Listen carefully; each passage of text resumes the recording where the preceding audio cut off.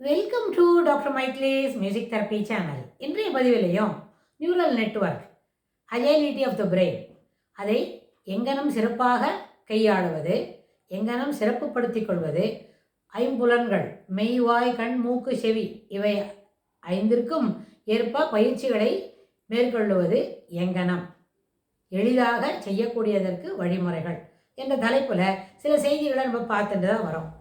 செவிக்கு அப்படின்னு சொல்லும்போது செவியில் என்ன பண்ண முடியும்? எல்லாமே கேட்டு இன்புறணும். கண் என்ன சொன்னால் கண்டு கழிக்கணும், அதுக்கப்புறம் பார்த்து மகிழணும், இன்புற வேண்டும் அப்படின்னு. ஒருத்தர் மட்டுமே இன்புறுவது, 2 அல்லது 3 பேரோட சேர்ந்து பகிர்ந்து அந்த நிகழ்ச்சியை இல்லை உணவை பகிர்ந்து கொண்டு இன்புறுவது அப்படின்லாம் நம்ம பார்த்தோம். ஆனால் தொடு உணர்ச்சியாக இருந்தாலும் ஆல்ஃபேக்டரி பற்றி சிறப்பாக பேச முடியும். அப்படின்னா ஆல்ஃபேக்டரின்றது என்ன?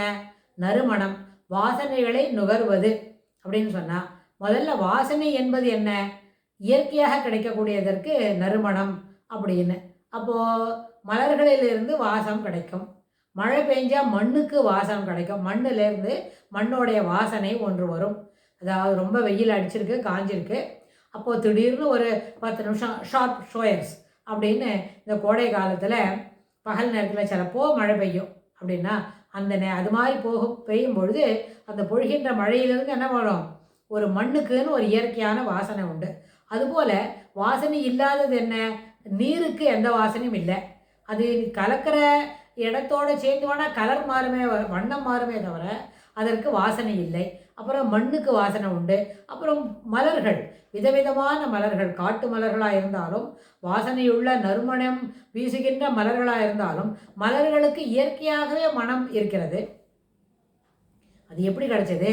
அதனுடைய ஈஸ்வர சிருஷ்டியில், இறைவனுடைய படைப்பிலேயே அதற்கு இயற்கையாகவே வாசம் இருக்கிறது. அப்போ அந்த வாசனை என்ன பண்ணோம்?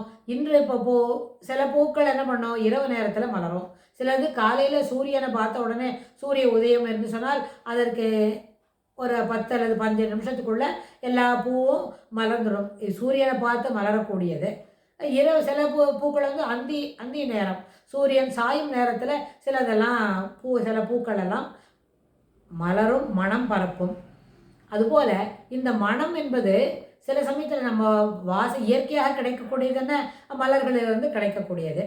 அப்புறம் நம்ம உணவு தயார் பண்ணுறோம். அப்போ தயார் பண்ணும்போது அதில் சேர்க்கக்கூடிய என்ன இன்க்ரீடியன்ட்ஸ், அதாவது சாமான், போடக்கூடிய பொருள்கள், அது என்ன பண்ணும்? இயற்கையாகவே வாசனையை தரும்.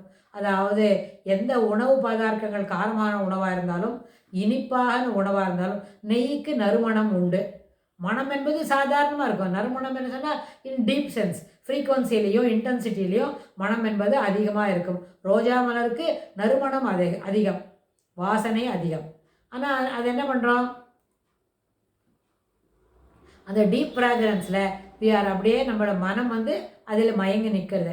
அப்போது இதுபோல் வாசனை உள்ள திரவியங்களையும், வாசனை உள்ள மலர்களையும், வாசனையான உணவுப் பொருட்கள், சில நேரத்தில் நம்ம அம்மா சமையல் ரூமில் ஏதோ தயார் பண்ணுறாங்க அப்படின்னா, நம்ம ஃபஸ்ட் ஃப்ளோரில் இருக்கோம்னு வைங்க, அந்த வாசனையே நம்ம அடுத்த ஃபியூ மினிட்ஸில் நம்ம கீழே இறங்கி வந்துடுவோம். என்னமோ வாசனை அடிக்கிறது, என்ன பார்த்துட்டு வரலாம் வா அப்படின்னு சொல்லி நம்ம வந்துடுவோம் இல்லையா? அது என்ன? அந்த வாசனை நம்ம கீழே அழைச்சிக்கிட்டு வருது. வாசனை இருக்கிற இடத்தை நோக்கி நம்ம நகர்ந்து பார்த்துக்கிறோம். நம்ம அம்மா ஏதோ சமையல் ரூமில் செய்துக்கிட்டு இருக்கிறாங்க அப்படின்னு தெரியுது. இது எல்லாம் என்ன? இந்த வாசனையை உணர்ந்து கொண்டு அதற்கேற்ப நகர்ந்து செல்வது என்பது அந்த மூளையில் அந்த ஆல்ஃபேக்டரி நறுமணம் இருக்கிற இடத்த ப்ராசஸ் பண்ணோம் இல்லையா?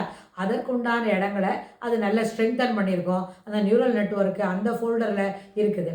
இப்போ இதில் நம்ம இப்போ பார்த்துட்டு வரா மாதிரி அஜைலிட்டி ஆஃப் த பிரெயினுக்கு என்ன ஆகும் அப்படின்னு கேட்டால், ஏற்கனவே இதுபோல் ஒரு வாசனையை நம்ம நுகர்ந்துருக்கிறோம், நுகர்ந்து இன்புற்று இருக்கிறோம், நுகர்ந்து மகிழ்ந்திருக்கிறோம், நுகர்ந்து எல்லோரிடமும் என்ன பண்ணியிருக்கிறோம்? பகிர்ந்து கொண்டு இருக்கிறோம். அப்படின்னா அந்த நிலைமையில் அப்போது ஏற்கனவே இருக்கிற ஃபோல்டரில் அந்த வாசனையை அது ஃபோல்டரில் ஸ்டோர் பண்ணியிருக்கோம் அந்த மூளை. அதுபோல் வாசனை இல்லை இதெல்லாம். இப்போ நம்மளுக்கு அதை பற்றி தெரியாது. அப்படி இருக்குமா? நல்ல நினைவு தான் இருக்குது. அதுபோல் வாசனை மீண்டும் எங்கேயாலும் கிடைக்குமா இருந்தால், ஓ இது அப்போ அன்றைக்கி பார்த்தோமே அந்த வாசனை அப்படின்னு சொல்லி நம்மளுக்கு தோணும். அன்றைக்கி பார்த்துனோமே அந்த ஒரு பார்க்கும்போது அதே போல் தான். சரி அப்படின்னு சொல்லி நம்ம அதை ரீகலெக்ட் பண்ணிப்போம், அதை ரீஇன்ஃபோர்ஸ் பண்ணுவோம். அந்த வாசனையை திருப்பி அது ஃபோல்டரில் ஸ்டோர் பண்ணிக்கும். நம்ம மூளையில் எப்படி ஸ்டோர் பண்ணிக்கோன்னு சொன்னோம்? நியூரல் லூப்பு, நியூரல் நாட்டு, நியூரல் நெட்வொர்க்கு, சென்ட்ரல் டெண்டன்சி, அப்புறம் ஓவர் த பீரியட் அதே வாசனை மீண்டும் மீண்டும் திறந்து அந்த ஃபோல்டரை ஸ்ட்ரெங்தன் பண்ணுவோம். ஒரு 2 GB சிப் வந்து பெரிய அளவில் என்ன பண்ணோம்?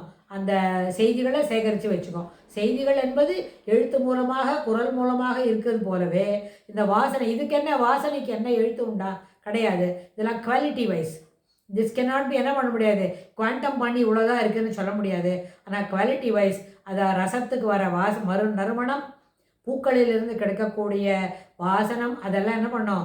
இந்த நறுமணத்தை ஸ்டோர் பண்ணி வச்சுக்கக்கூடிய இடம், அந்த ஃபோல்டர் வந்து அந்த ஃபோல்டரும் வாசனை அடிக்குமா அப்படின்னு நம்ம வேணால் என்ன பண்ணலாம், ஒரு for the sake of fun கேட்டு பார்க்கலாம். ஆனால் எல்லா ஃபோல்டர்லேயும் போதுமான அளவுக்கு செய்திகளை சேகரித்துக் கொள்வதற்கு நம்மளுடைய மூளையை இறைவனுடைய படைப்பில் ரொம்ப சிறப்பானதாக இருக்குது.